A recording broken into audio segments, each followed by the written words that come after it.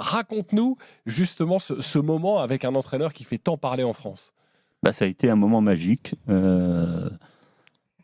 J'ai rencontré quelqu'un de différent de celui que l'on perçoit à travers les interviews à la télé, notamment avec la presse. J'ai découvert quelqu'un de sympa, d'accueillant, qui n'était pas là en service commandé, qui avait envie d'échanger sur le sport, tout simplement. Je lui ai fait découvrir qu'il y avait une équipe de Laval en 2e division et il ne savait pas. Alors, mon souhait le plus grand maintenant, c'est que le PSG se qualifie et qu'on se retrouve en Coupe de France à un moment ou à un autre. Ce serait génial. Et puis, il a eu la gentillesse de nous accueillir au Parc des Princes, de nous montrer le nouveau centre d'entraînement, de nous le faire visiter, de nous prendre en aparté dans son bureau, dans son intimité, de nous préparer le café et tout. Enfin, vraiment un accueil formidable. Ça devait durer pas forcément très longtemps et finalement, ça s'est prolongé une demi-journée. Ça a duré une demi-journée quasiment, oui. Luis Enrique, parce que c'est vrai qu'on en parle beaucoup dans cette émission, on voit son côté provocateur face à la presse et on ne doute pas, en plus, un seul instant, que dans la vraie vie, j'ai envie de dire, il est forcément différent. En quoi est-il différent ? Il est sympa, il faisait l'effort de parler en français, il est accueillant et bienveillant. Je l'ai trouvé très bienveillant, il nous a bien accueillis. Le monde du foot, c'est un monde... Tu lui as parlé tactique ou non ? Ou il n'a pas voulu parler tactique ? Non, on n'a pas parlé tactique, on a parlé un peu des joueurs, on a parlé vélo, Non, c'était un moment sympa, voilà. Je dirais que c'était un moment sympa. Il était heureux de nous accueillir, on était heureux d'être là. Et j'ai découvert un personnage attachant. Mais tu l'as senti. Alors, on sait que c'est un passionné de vélo, mais oui. Passionné plus. Hein. Plus, il connaît très bien les coureurs. Il connaît les coureurs. Il pratique aussi. Il fait du vélo et il est affûté. Hein. Ouais, oui. Là, il était un peu malade, c'est pour la raison pour laquelle il n'a pas roulé. Mais il est affûté, le coco. Ouais, il arrive souvent au centre d'entraînement à vélo, d'ailleurs. Ouais, et il y a un truc qui m'a marqué, c'est qu'il est à bloc dans ses matchs, quoi. Il est à bloc autour de son équipe et dans la vie de son équipe. Quand on entre dans son bureau, t'es allé voir un match au parc à ses côtés ? Non, pas à ses côtés. Moi, je suis allé voir. J'étais au match contre Toulouse, j'étais en tribune, mais on voit que c'est quelqu'un qui vit les matchs. Ça, c'est son rôle d'entraîneur.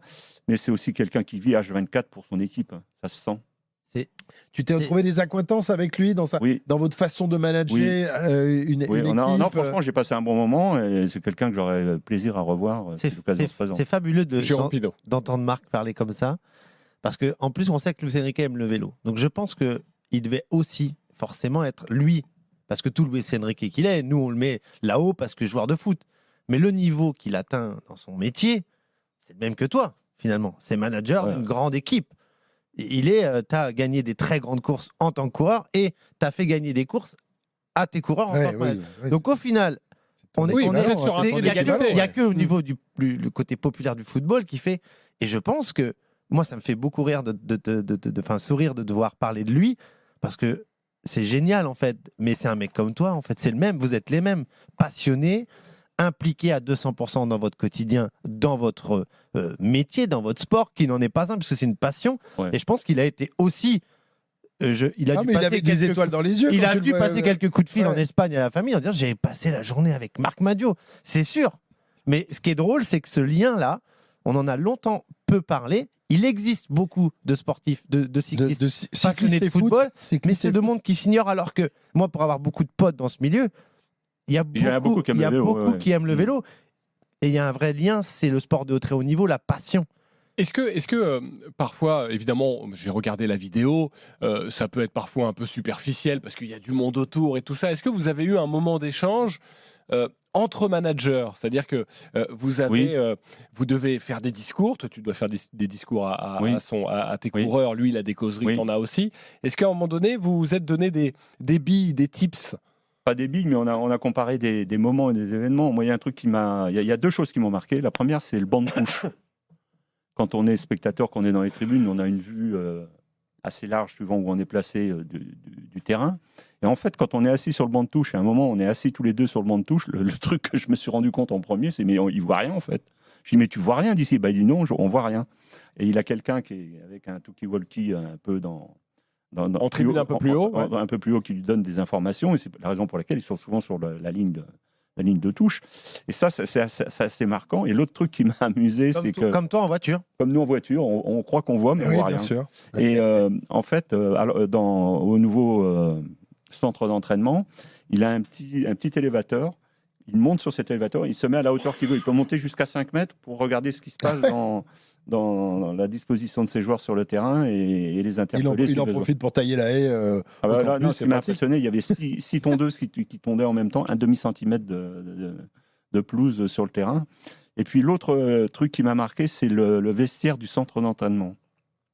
Dans le vestiaire, pour la causerie, le vestiaire est en cercle. Et en fait, il est insonorisé de façon à ce que quand le coach parle, il n'a pas besoin d'un micro. Le simple fait qu'il est au centre, le son est renvoyé de la même façon dans tout le vestiaire. Ça, j'ai trouvé ça, le souci du détail assez impressionnant. C'est un centre magnifique. Ils ont un équipement, c'est top niveau, quoi. C'est le rêve absolu. Moi, je voudrais bien une petite cabane au fond du jardin pour ranger mes vélos là-bas. C'est vraiment top niveau. Et moi, ce que j'ai senti vraiment chez lui, c'est la passion, quoi. On sent qu'il vit pour son équipe, pour ses joueurs. Je suis allé dans son bureau et il y a tout un tableau. Alors, ça m'a fait penser un peu à ce que nous, on a notre service course.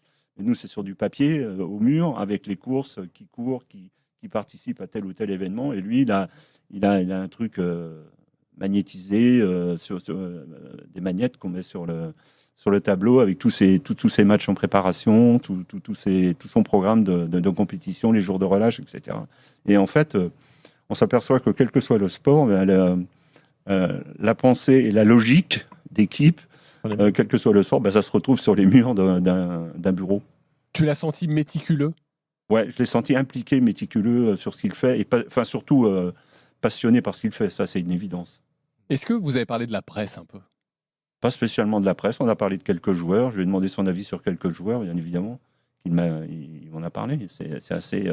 Il y a parfois des contrastes entre ce que l'on perçoit et voit des joueurs sur le terrain et la pensée que peut avoir l'entraîneur et la réalité du moment que peut avoir l'entraîneur avec les joueurs. Je te mets pas dans les cordes parce que je suis obligé de faire mon métier de journaliste, même si on est copains, mon cher Marc Madiot. Est-ce que tu as un truc à nous donner là, un truc qu'il a dit sur un joueur que tu ne pensais pas? Un truc qui paraît bizarre vu de loin, que je peux vous donner, c'est que en fait, il y a des joueurs qui sont plus sympas dans l'intimité que l'image qu'il dégage. Par exemple, Neymar. Exactement. Il m'a dit Neymar est un garçon très sympathique. Et quand on voit le parcours de Neymar ou qu'on s'intéresse juste aux interviews ou aux attitudes que pouvait avoir Neymar, on pouvait le prendre pour un gros branleur. Et en fait, il m'a dit tout le contraire de lui. Ouais, je crois que Marion aussi qu'il a rencontré c'est vrai, en Arabie Saoudite là pour Bartoli Time. C'est aussi le regard que tu nous donnais, que tu nous livres. C'est un peu la caste Marion. Des gens qui ont la Légion d'honneur. Ça rencontre des ça gens... rencontre Luis Enrique. Moi, j'ai une médaille de bronze au championnat départemental. Je vais rencontrer mon papa cet après-midi. C'est pas mal. Tranquille.